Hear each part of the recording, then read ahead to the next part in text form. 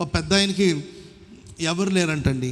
అంటే ఉన్నారు కానీ ఎవరు పట్టించుకోలే, పిల్లలు పట్టించుకోలే, భార్య చనిపోయింది, ఒంటరివాడైపోయాడు. చాలా బాధగా అడవిలోకి వెళ్ళి ఒక చెట్టు కింద కూర్చొని ఏడవడం మొదలెట్టాడు.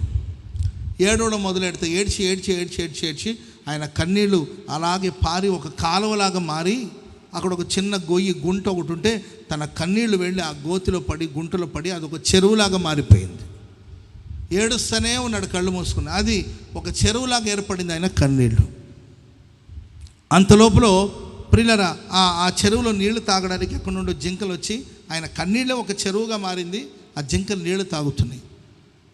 ఆకాశ పక్షులు వచ్చి ఆ చెట్టు మీద వాలి అవి అక్కడున్న నీళ్లు తాగి ఆ చెట్టు మీద వాలి శబ్దాలు చేస్తున్నాయి.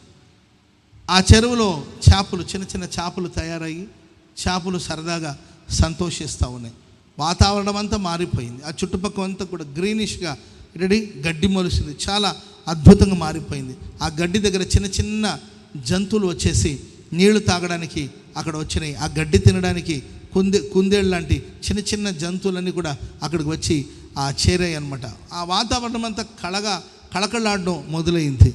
ఏంటి శబ్దం అని ఆయన కళ్ళు తెరిచి చూసేసరికి ఒక చిన్న చెరువు.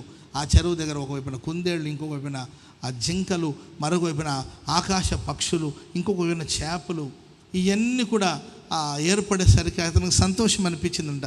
అరే ఇవన్నీ ఉండగా నాకు ఎవరు లేరని నేను ఎందుకు అనుకోలేను. ఆ జింకలతో మాట్లాడుతూ, కుందేళ్ళతో మాట్లాడుతూ, చేపలతో మాట్లాడుతూ సంతోషంగా ఉండడం ప్రారంభించాడండి.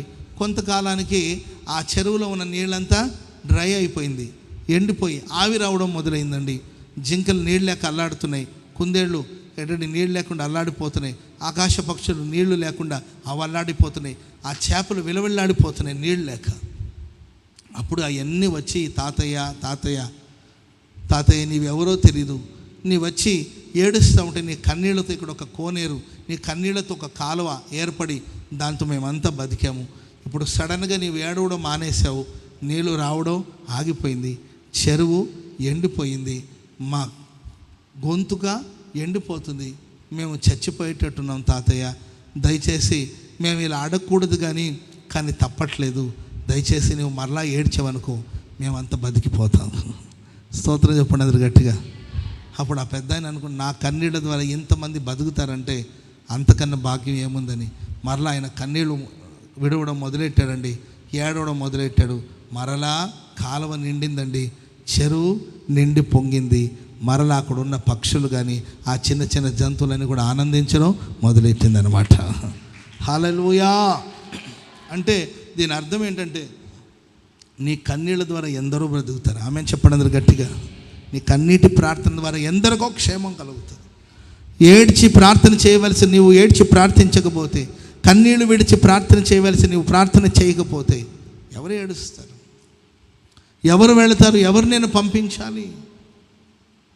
ఇర్మియా ప్రవక్త అంటాడు, నా జనులైన వాళ్ళు హతమైన వారి గురించి కన్నీళ్లు విడిచినట్లు నా తల జలమయముగాను నా కన్ను కన్నీటి ఊటగాను మార్చండి అని ప్రార్థన చేస్తాడు.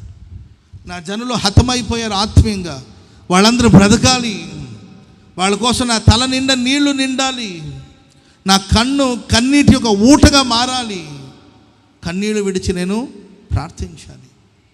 కాబట్టి దేవుని బిడ్డలారా, మరి ఆత్మల భారంతో ప్రార్థించే వరకు మనం ఉంటున్నామా? లేకపోతే ఆత్మీయ జీవితంలో అలసిపోయి సొమ్మసిల్లిపోయి ఆయాసపడిపోయే స్థితిలో మనం ఉంటున్నామా? తీర్మానం చేసుకొని ప్రార్థన చేసుకుందాం.